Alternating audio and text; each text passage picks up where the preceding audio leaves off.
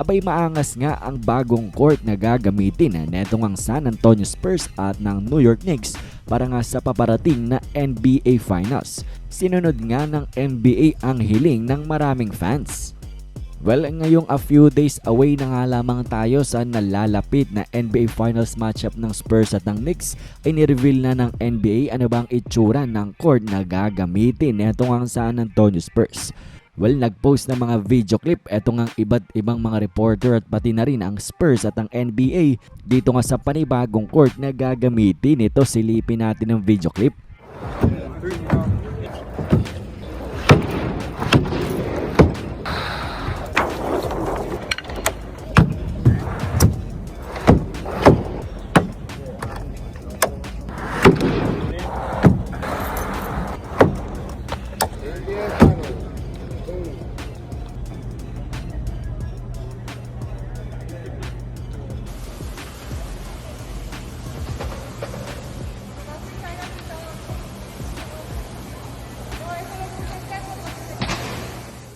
Talaga nga naman daw na napakaangas ng bagong design na ginawa ng NBA para nga sa paparating na NBA Finals natin. Nang dahil nga daw sa logo ng Larry O'Brien Trophy ay para daw feel na NBA Finals na. At meron ding The Finals na kasulat doon nga sa magkabilang dulo ng court. At ito nga ay matagal na ring request ng maraming NBA fans simula nung inalis ito netong ang NBA. Lately, the past years ay alam natin na very basic na court lamang ang kanilang ginagamit. Kung ano yung ginagamit sa regular season ay ganun din ang gagamitin sa playoffs at sa NBA Finals. And well, hindi natuwa ang mga fans dyan ng dahil parang regular season game nga lang daw at hindi nga daw ramdam, hindi dama yung bigat ng mga laban ng dahil nga na parang normal lang at walang mga design or pag-i-indicate man lang na playoffs or finals na.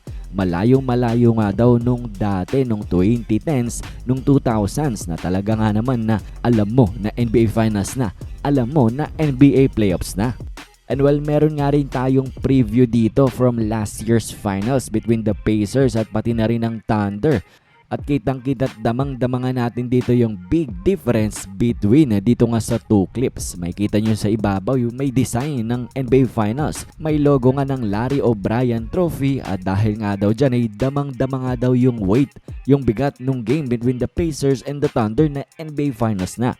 Samantalang yung video clip sa baba ay parang regular season game nga lamang daw. Samantalang NBA Finals na.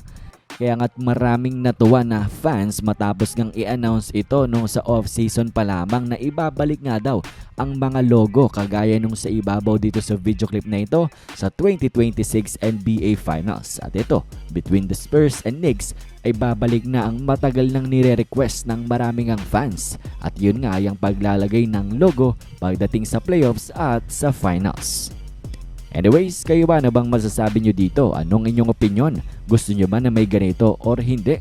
Komento nyo lamang yan sa ating comment section.